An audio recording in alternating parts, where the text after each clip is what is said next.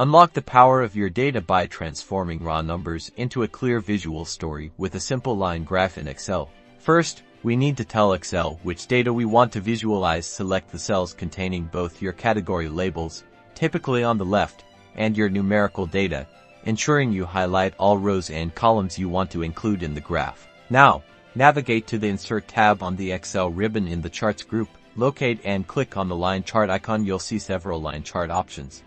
For a basic trend visualization, the 2D line or line with markers is usually a great starting point. As soon as you click your chosen line chart, Excel will instantly generate it, displaying your data as a series of points connected by lines, perfect for showing trends over time or across categories.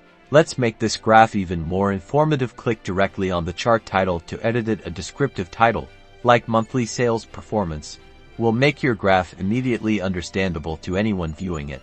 To add further clarity, we can include axis titles. Go to the Chart Design tab, click Add Chart Element, and select Axis Titles. You can then add titles for both the horizontal and vertical axes, for example, month and sales dollar respectively.